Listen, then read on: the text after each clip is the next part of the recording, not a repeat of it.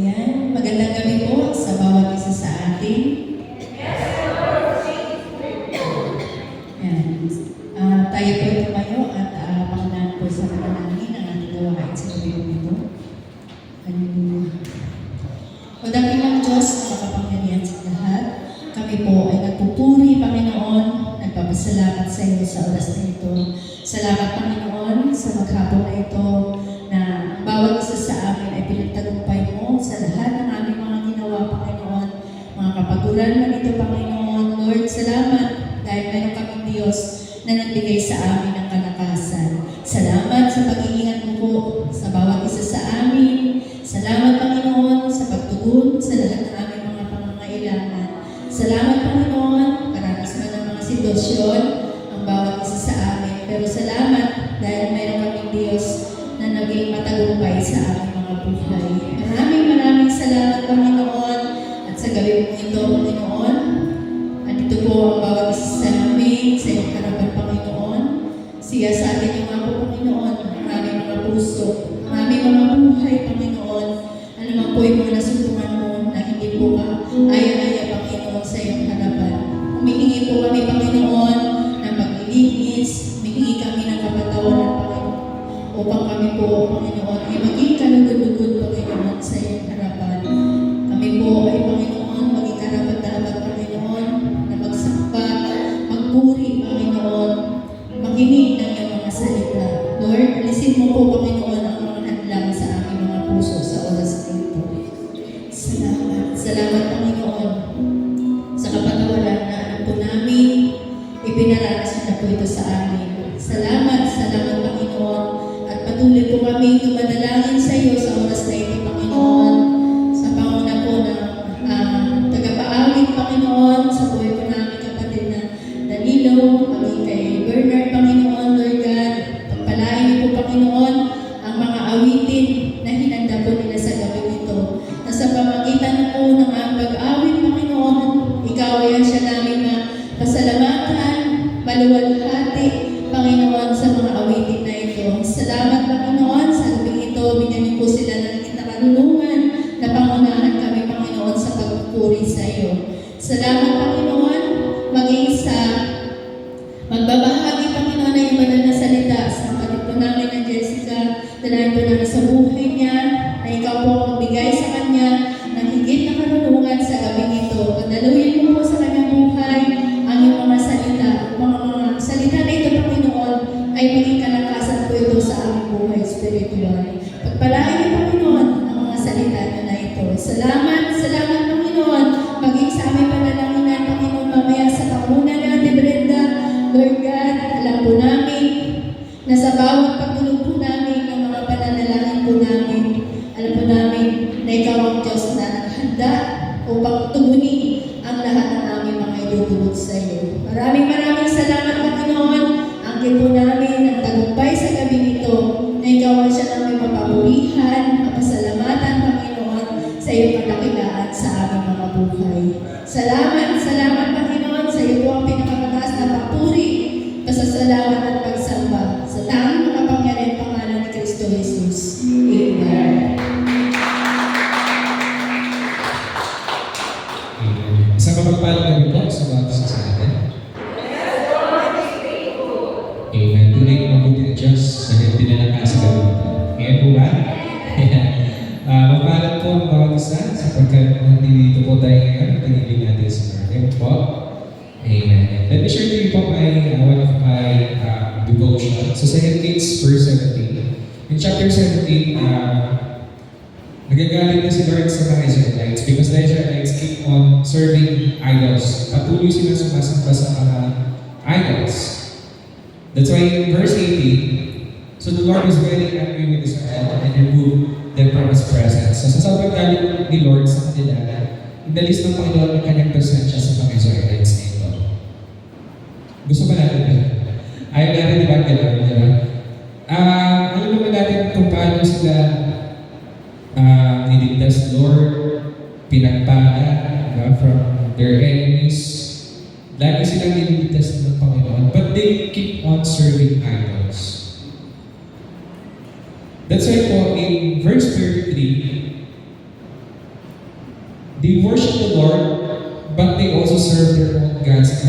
with apostles and the nations from the original people.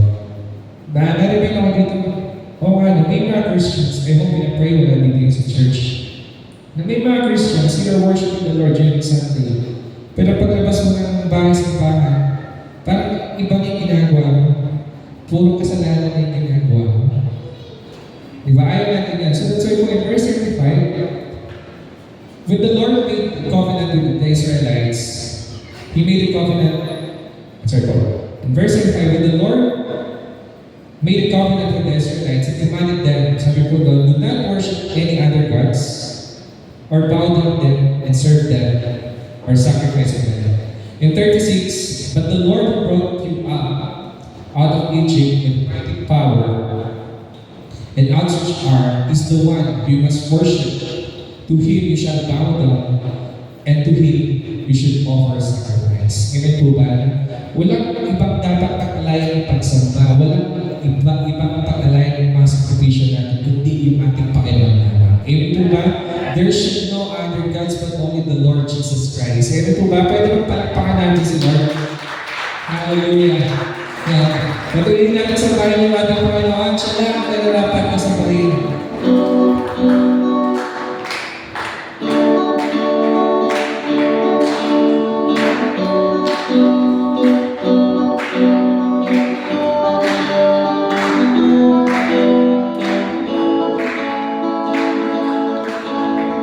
Diyos na magkapangyarihan, hanggang kataas-taasan, sa aking puso ay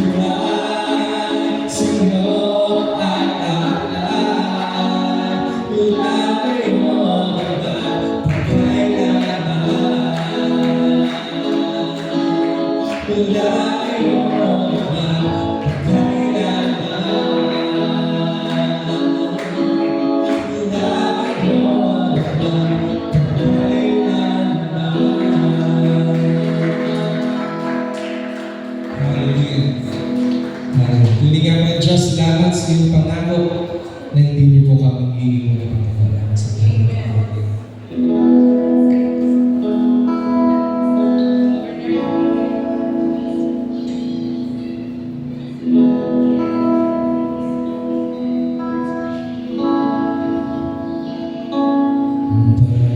Bawat oras, walang ka,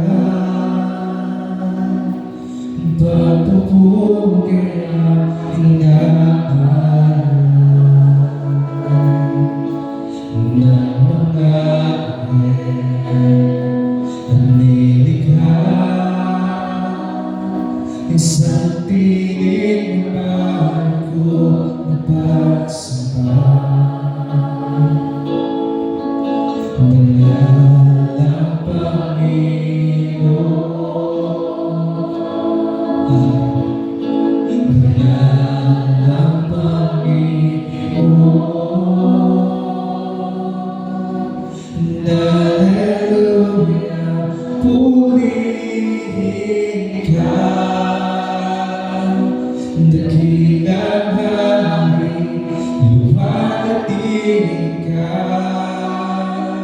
Makapangyarihan, kataas-taas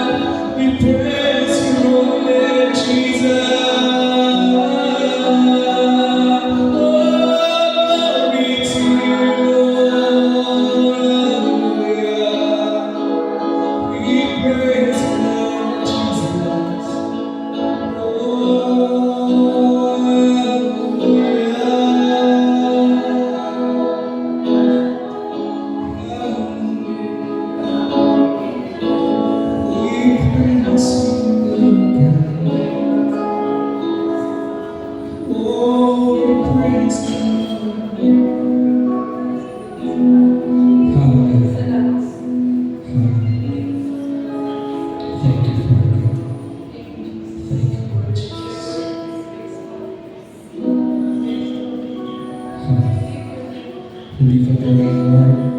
We praise your name, Jesus. Through some revelations, God,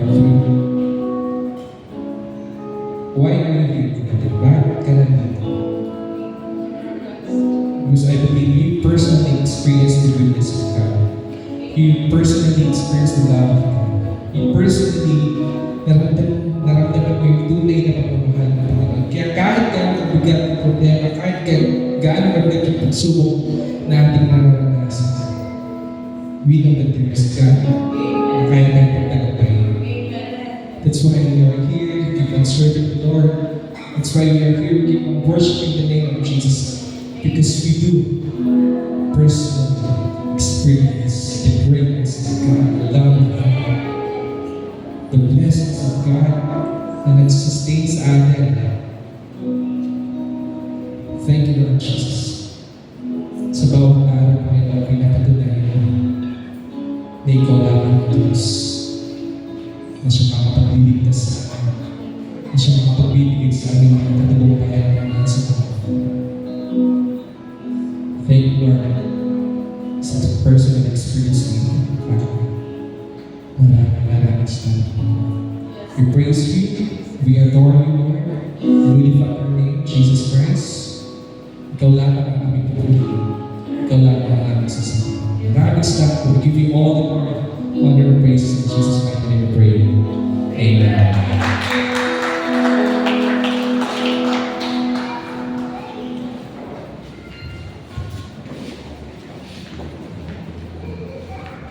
Amen. Purihin po ang Diyos sa malayang pagsamba na naranasan po natin. I believe na yung bawat isa patuloy na binabago ng Panginoon sa gabi na ito. Sa pagsamba pa lang natin, pinaranas na ng Diyos na siya ay mabuti at siya ay kailanman hindi na tayo iniwan o pinabayaan pa. Muli po manalangin po tayo, pinupuri ka namin ng Diyos, sinasamba sa gabi po na ito. Maraming salamat po sa pagsamba na aming pong naranasan. Salamat po, Banal na Espiritu, na patuloy na nangunguna sa amin. Pinataas po namin ang pakikinig po namin ng iyong mga salita. Turuan niyo po kami, Panginoon, at patuloy na maranasan namin ang kapangyarihan mo, Panginoon. Ang bawat mga pangako mo, maging malinaw ito, Panginoon, sa bawat isa, tumimo sa aming mga puso. At tunay nga po, pagpalain mo yung bawat isa, hindi po kami uuwi sa gabi na ito nang hindi mo kami pinagpapala, Panginoon. Salamat po sa iyo po namin tinatas ang lahat ng ito. In Jesus' name, Amen. Palakpakan po natin ang mga yung please. Clicker. So, let's just enjoy yung presensya ng Panginoon sa gabi po na to. So, how many of you po believe that God is the business of transforming His people? Amen? Ang Panginoon po ay concerned siya sa bawat isa sa atin, no? Na parang gusto ng Panginoon na laging may nababago sa atin. Amen? And that no matter how old and experienced you are as a Christian, kahit gaano ka nakatanda, ayan, natandaan ko nung Sunday si Jem, ayan, kasi sabay kami binaptize, lumapit siya sa akin. Tatanong niya kung kailan daw kami nabautismo. Hindi ko 2009, April na 2009. Pero yun, kahit gaano ka nakatanda na Kristiyano, alam natin na may babaguhin at may babaguhin pa yung Panginoon sa bawat isa sa atin. God wants to transform your life. Sino po dito yung naka-attend na ng life group at nag-share kayo ng prayer life at ng praise items? Diba? Meron tayong may mga kasamahan tayo sa life group na parang gusto mo na lang siyang ihuli, gano'n. Kasi parang sa kanya na mauubos yung oras ng life group nyo. Na parang pagkatapos ng mag-share, pwede na kayong manalangin, closing prayer. Ayun. Meron po isang kwento, isa siyang Kristiyano na parang kasama siya sa circle, may circle of friends siya. So, dahil mga kaibigan ngayon, yan, ang naging kwentuhan nila is nauwi sa pagpapasalamat, praise item. So, inisa-isa niya. Lahat ng mga kaibigan niya nag-bucket, at may isa siya doon na kaibigan na talaga namang nagsimula sa umaga pa lang pagising, yung kwento niya. So, salamat kasi nung time na yun, ginising ako ng Panginoon. Hindi ko alam bakit ang aga-aga, pero bakit kaya ako ginising ng Panginoon? Tapos naligo ako. Tapos paglabas ko, nung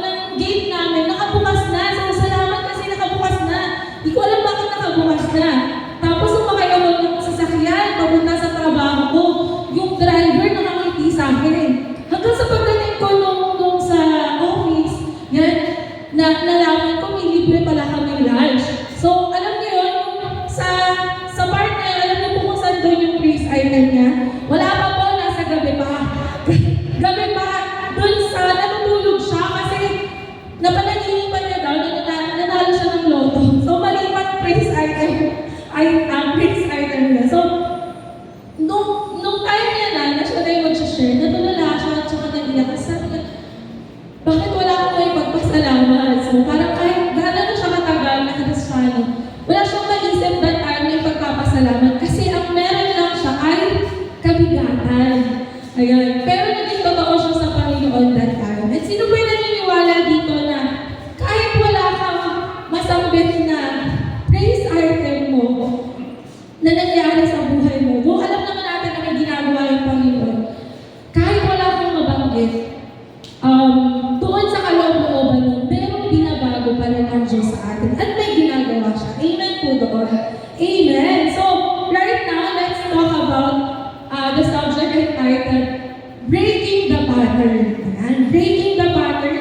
Sabi po sa Romans 12 verse 2, ayan, NIV po siya, do not conform to the pattern of this world, but be transformed by the renewing of your mind. Then you will be able to test and approve what God's will is, His good, pleasing, and perfect will. So, ang gusto po ng Panginoon, sabi dyan, do not conform to the pattern of this world. Kasi ang gusto ng Panginoon, siya lang yung mag-i-influensya sa atin. Amen? We ask ourselves right now, yan, pwede ba natin i-assess yung sarili natin sa mga oras na to? What are the ways that you have conformed to the world? Ano ba yung mga bagay sa buhay ko na nakikiayo na pala ako sa mundo? Na wala na pala akong pinagkaiba sa ginagawa ng mga tao dito sa mundo? Paano kaya ako magsalita? Paano kaya ako mag-react? Paano kaya ako manamit? Lalo na ngayon, di ba, pabawas na ng pabawas yung mga suot natin na parang na-i-post lang sa social media. Paano kaya ako kapag may mga uso, may mga trending? Yan. Sabi doon, we are part of a different kingdom. Yan. In the kingdom of God, pag nasaktan tayo, hindi pa nagsasorry yung tao na yun, napatawad mo na siya. Amen? So, what are the ways that you have conformed to the world? Ano pa yung mga bagay na wala tayong pinagkaiba sa mundo? Sana po, marami pang bagay, but sana hindi masabi ng ibang tao na, ay wala naman din palang pagkakaiba sa kanya. Kasi parang parehas lang. The way na manamit siya, the way na magsalita siya, the way na mag-react siya. Hindi halata kasi parehas lang palagi. So nakakalungkot yun.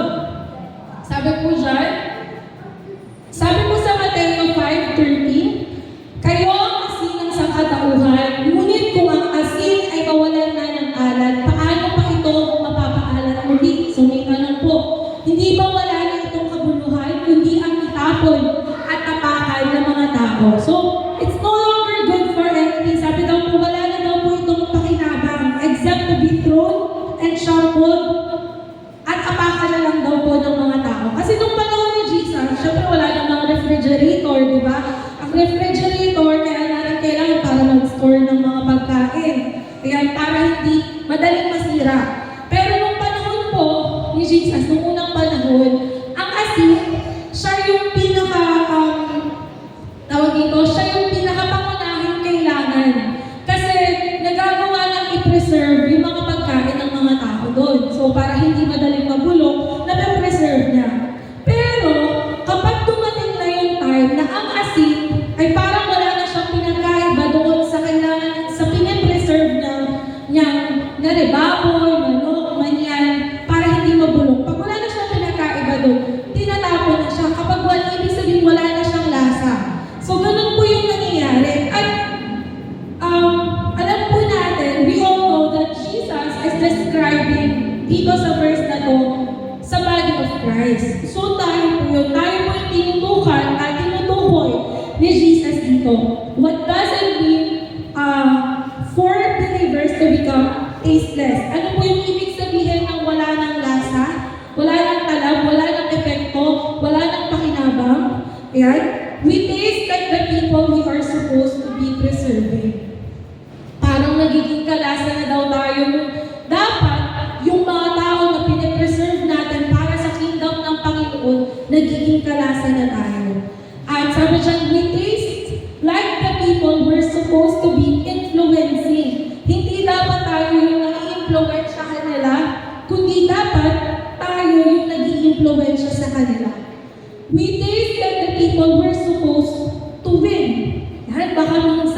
ikaw ngayon na ipanalo ng mundo.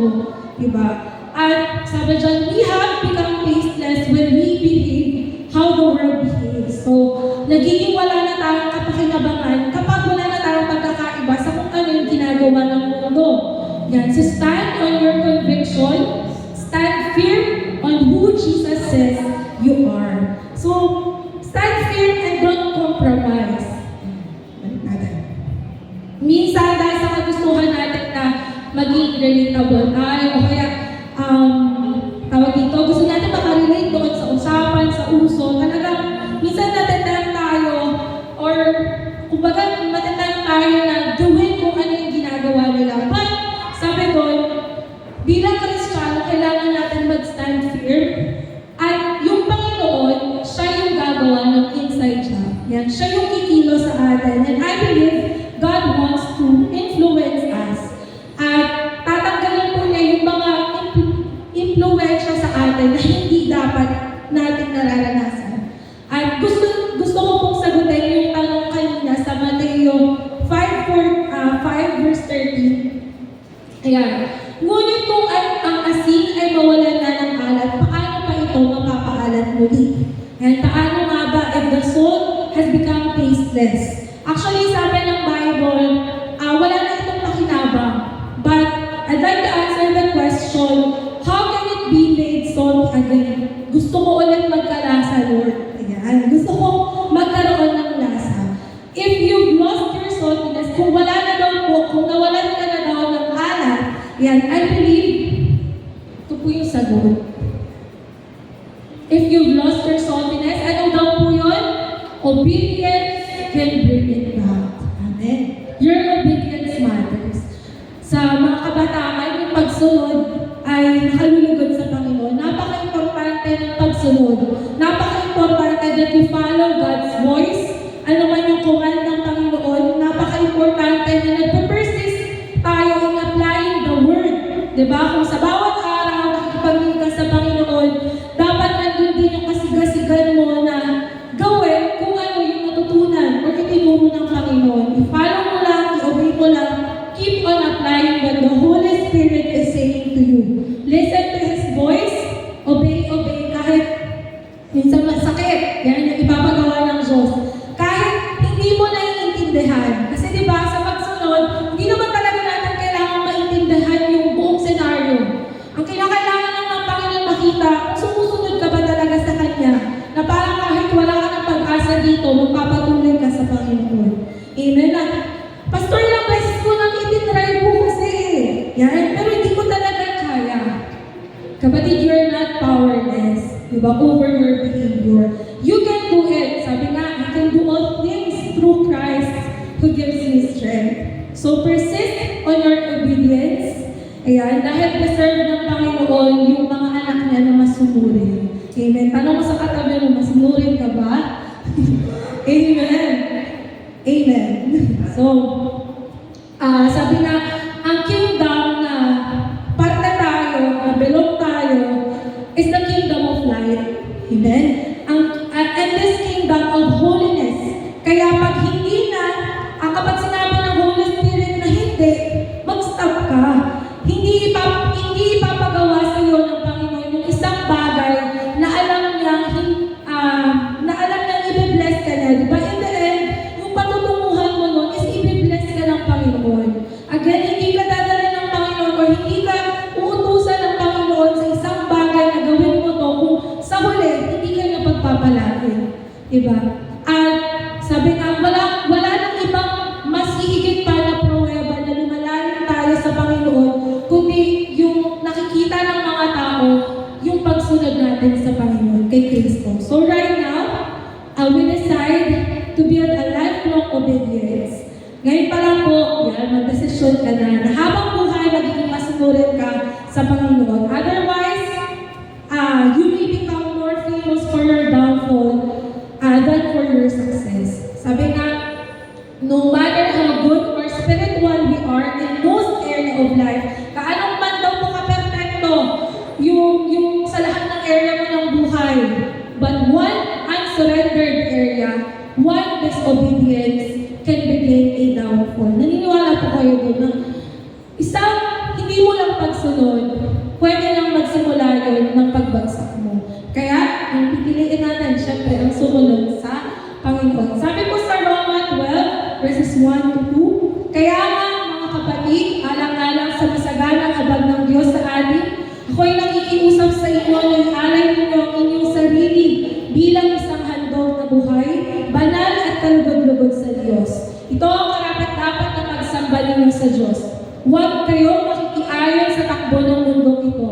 Sa halip, hayaan ninyong baguhin ng Diyos ang inyong pag-iisip upang maunawaan ninyo ang kanyang kalooban. Sa gayon, magagawa ninyo kung ano ang mabuti, kalugod-lugod at ganap sa kalooban ng Diyos. Sabi nga, mabuti yung Panginoon sa lahat ng panahon. Kaya sinasabi dyan na, sa number 1, yan pala yun, do not conform to the world, but be obedient to the Lord. Ayan. Do not conform to the world, but be obedient to the Lord. And number 2, ayan, pangalawa, take care of your life. Again, yung title po ng ating pong exhortation ngayon ay breaking the pattern. So number 1, do not conform to the world, but be obedient to the Lord. And pangalawa, take care of your thought life. Kung ano po yung nilalaro natin sa isip natin, kung ano yung lagi nasa isip natin, parang yung talaga, yung kakapuntahan natin. Sinabi mo, hindi mo talaga kaya, hindi ako magtatagumpay dyan. Hindi ka talaga magtatagumpay yan. Kasi doon pa lang sa isip mo, kinukuman mo na sa isip mo na hindi mo kaya yan. Diba? So, hindi po natin kayang baguhin yung buhay na meron tayo. But if you will change your thoughts and align it with the Word of God, with God's truth, mababago po yung buhay natin. Napakalaking tulong, diba? Talagang dito lang iikot yung buhay natin. Kung paano tayo susunod sa Panginoon, dito lang talaga iikot sa mga salita ng Diyos na binibigay niya sa atin sa bawat araw. Napaka-importante po to manage our inner world. Ito yung hindi nakikita ng ibang tao. And it all starts inside. Sabi, kailangan daw ingatan natin yung pag-iisip natin, kung ano yung iniisip natin. Ayan, sabi nga, our thoughts are powerful. They greatly influence the overall quality of our lives. Napakadali po na mahulog sa puro negatibo na lang kung iyon yung ilalagay ng isip natin sa atin. Kasi makapangyarihan siya eh. But if we daily renew our minds at maging focus tayo doon sa salita ng Diyos palagi, focus on the truths, we can fight the enemy's lies. Ano ba yung mga i-instill sa'yo ng kaaway ng mga kasinungalingan, mapagtatagumpayan mo yan. Diba? Kasi kapag kung nalaman natin kung iniisip ng Panginoon, pag-isip mo pala, i-remind mo na yung sarili mo of who you are in Christ. Diba? Na anak ako ng Diyos, na tinap ako, pinagpapala niya ako, at yung Panginoon yung magpo-provide sa akin. So, sabi nga, do not believe everything that is being dropped on your head. Huwag mong paniwalaan lahat ng mga sumasabi sa isip mo. Tama? Kasi hindi naman talaga lahat ng sumasabi sa isip mo ay tama. Tama po? You'll be transformed if you are committed to God's thoughts. Again, matatransform lang tayo kapag committed tayo sa salita ng Diyos. Nandito po, yan lahat ng kaisipan ng Panginoon. And this is the key. That is the key. Yun po yung susi to setting the course and staying on track every day. Diba? Na, alam natin sa buong maghapon, guided tayo ng Panginoon hanggang sa gabi. And sabi dyan sa John 8 verse 31, so Jesus was saying to those Jews who had believed Him, if you continue in my word, then you are truly disciples of mine. Ayan po. The only way to know God's truths and God's word is to read it. Tama po, sino yung nagbabasa dito ng Bible every day? Amen. Paano maayos yung thought life to? So, read the Word of God. Amen. Meditate on it. Pag-aralan mo, maniwala ka sa sinasabi ng Diyos because you will not experience something that you Diba? And apply it in our daily life. So kapag binuksan natin yung Bible, open your Bible to learn. Yan. Bubuksan mo siya kasi alam mo, may matututunan ka. Kahit pa po ilang beses na natin nabasa yung mga verses na yun, ilang libong beses na natin nabasa yung mga istorya na yun, open your Bible to learn and not to validate what you already believe. Na, nabasa ko na ito na parang alam ko na yung mangyayari dito, pero hindi. Alam natin na kapag binasa natin palagi yung salita ng Diyos, meron at merong bagong revelation yung ipagkakalob ng Panginoon sa atin. Amen? Amen po. And I've learned this from a man of God. Sabi, ito daw pala yung ibig sabihin na may healthy thought life ka. So you have a healthy thought life when you live in hope. Meron ka daw maayos na pag-iisip. Yan, malusog na kaisipan. Kapag yung kaisipan mo ay puno ng pag-asa. Yan, kapag puno ka ng pag-asa, nakita mo yung isang sitwasyon na, ay, kaya ko to, kaya natin to, Lord. Yan, matatapos natin. At ma-accomplish natin yan. Sabi dyan, any thoughts in your mind that doesn't inspire hope is rooted in lie. So Tagalog, madaling salita, lahat ng mga nasa isip mo na kung saan hindi siya nakapagbibigay pag-asa sa iyo, ay isang malaking kasinungalingan. Amen? Kasi ang pag-asa ay kanino mula yan? Sa Panginoon. Diba? As we read the Bible, iba po nakikita natin maraming mga testimonies. Diba? Sa Bible po, ang daming mga testimonies kung paano naging mabuti ang Diyos sa isang istorya na to, sa isang tao na to. And these testimonies, we are to let them change the way we think. Parang hinahayaan ng Panginoon na mabasa natin to para tayo mismo isipin natin na kung doon nga sa Bible may ginawa yung Panginoon, paano ba kaya sa akin na alam natin mahal na mahal tayo ng Diyos at pinaka-espesyal na ginawa niya sa lahat. Napipigyan tayo ng pag-asa. So doon po nagsisimula yung healthy thought life. So parang lahat ng mga naiisip mo ay puro positibo. So number 3 po, live by faith and not by your feelings. So alam ko, lagi na natin itong naririnig. But hindi ko po disregard yung nararamdaman nyo. So kailangan natin yung nararamdaman para sumagot tayo sa mga bagay-bagay. Diba? May intindihan para madali tayo maintindihan din ng ibang tao. We do need them, but we are not to be governed by our feelings or make decisions solely based upon them. Kasi hindi pwede feelings lang natin yung nagpapatakbo sa Christian walk natin po. So again, sabi nga dyan, hindi pwede puro pakiramdam lang. So kailangan nananampalataya ka. Bakit po? Kasi Kristiyano tayo. Diba? And what we feel isn't who we are. Hindi porket ganyan yung nararamdaman mo ngayon, yan ka na.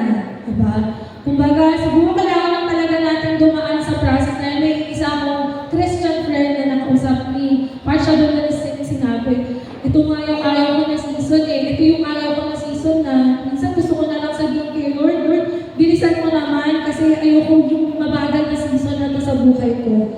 Kasi, minamature siya ng Panginoon, binabago talaga yung ng Panginoon siya. So, hindi po natin nararanasan yung magandang kalooban sa buhay natin kung puro mga feelings na lang yung nararamdaman. Pag sinabing feelings lang, pakiramdam lang natin. In the kingdom of God, sabi ko, ino-operate po natin yung faith at hindi yung ating mga pakiramdam. Diba? No matter what you feel, here's the reality, kapatid. Ayun ka. God is in control and He holds everything in the palm of His hands. Ano ba yung mga iniisip mo ngayon? Here's the reality, walang imposible sa Panginoon. Amen? God is naturally good and He is so much in love with you and me. And He loves us unconditionally. So sabi na every one of us is significant in the kingdom, no matter how insignificant it may seem. God provides and He will never let you down. Bakit po?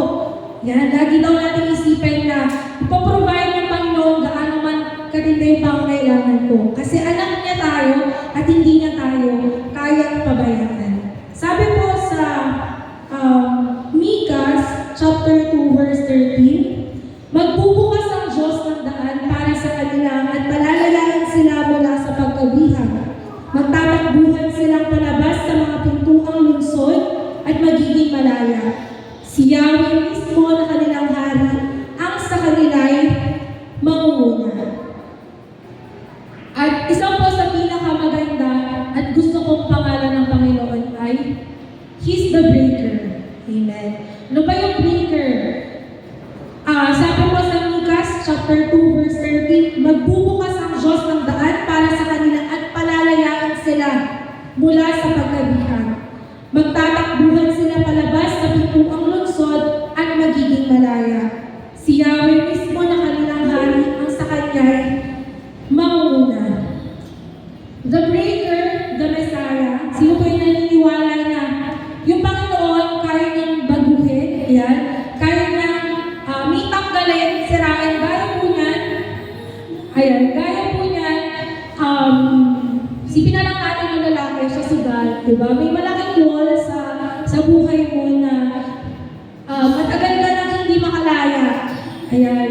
Yun pala, kapag na-break na ng Panginoon yung wall na yan sa buhay mo, mag-overflow yung blessings. Kaya may mga prayers tayo na hindi masagot-sagot ng Panginoon kasi, bakit? Marami pong mga walls, maraming mga hindrances or mga chains talikala na ang kinakailangan lang natin ay ang ating breaker, ang ating Panginoon. Sabi nga, the message, sabi po dito, then I, God, will burst on all confinements and lead them out into the open. Meron pong pagpapalaya. And they will follow their king and I'll be out in front leading them. Sino po naniniwala sa gabi po na to? Jesus our breaker. Amen. Sige po tayo po tayo. Jesus our breaker. And I believe He's here right now to burst all confinements para sirain lahat ng pader and bring out all limitations. Ano man yung mga bagay na gusto mong tanggalin sa Panginoon. Tuloy kapatid, ang question ko, ano ba yung mga bagay na gusto mong ipabreak sa Panginoon? Again, balik tayo sa title, Breaking the Pattern. Baka yung pattern na yan, ilan yung mga bagay na hindi nakakapagbigay kaliguran sa Panginoon. Kaya breaker si Panginoon Panginoon, handa na or walang imposible sa kanya, gaano man katindi, kalaki yung wall na nasa iyo ngayon. Amen. Break out all limitations at tanggalin lahat ng mga bagay na nakakapagpabigat sa iyo. Sisirain mo ng Panginoon at ng mga containers yan na matagal mong kumakahon sa iyo. Sa pamilya mo, sa ministry mo, bakit hanggang ngayon hindi ka pa rin nag-progress or wala pa rin pagtaas, paglago sa spiritual na buhay mo. Sisirain ng Panginoon yung mga pader na pumipigil sa iyo, kapatid. Sa gabi po na to,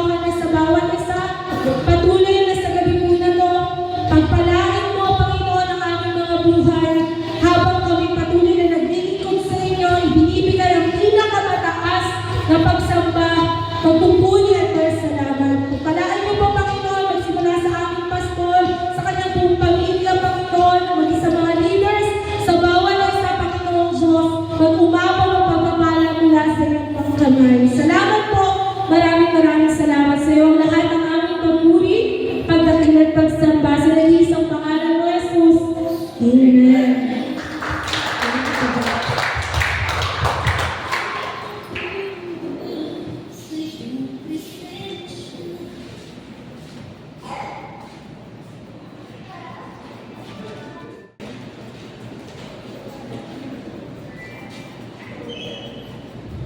Salamat sa Panginoon and sa mensahe na ating napakinggan. Tunay nga na makapangyarihan yung panalangin ng bawat isa dahil meron tayong makapangyarihan ng Diyos. Yan. Kaya sinasabi po sa Mateo 21 verse 22, ano mang hingin ninyo sa kanyang pangalan ay tatanggapin ninyo kung naniniwala kayo. Yan. Sige po, mag-partner po. Baitos na lang po tayo sa ating pananalangin. Diyos po po.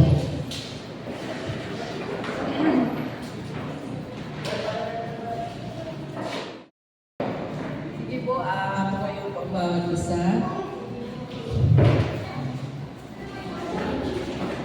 Hindi po tayo manalangin. Aming Diyos, na makapangyarihan sa lahat, salamat po sa ating naging panalangin. Salamat po sa aming naging prayer partner sa gabi nito.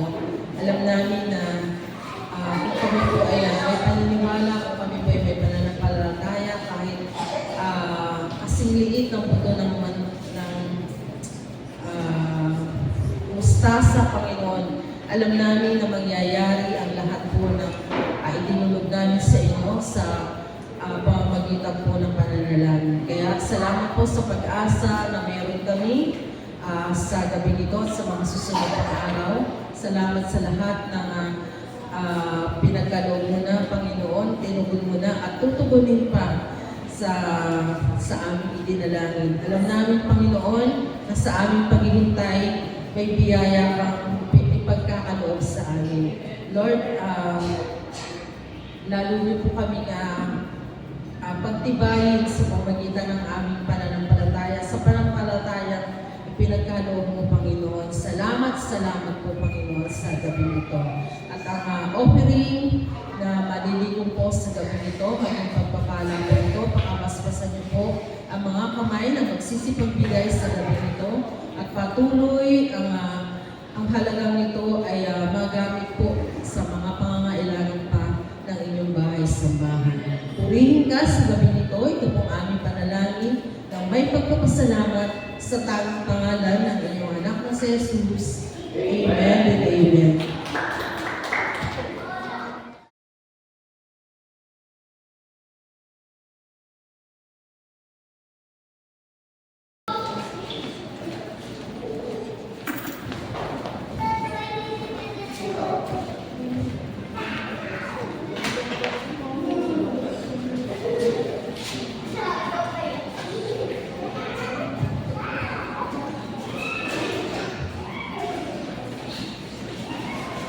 Bigyan po natin ng papuling palakpak.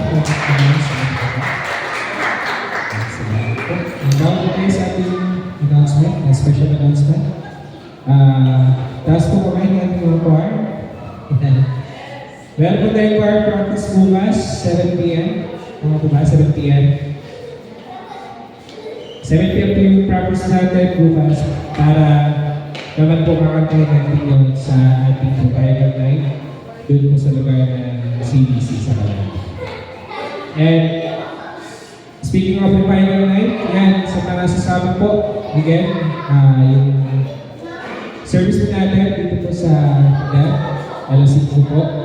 And susubin po natin is yung rustic na anniversary t-shirt po natin. Yung faithful.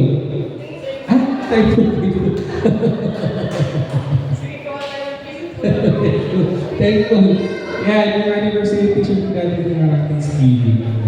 Yung rustic po. And ABF, yan, anniversary is coming Saturday. Maghago po ang gawain ko yan. Kaya sa mga kamalayan po tayo. And natin po tayo para sa gawain ko. So, yun naman po. Nakakausap tayo sa talagang pastor.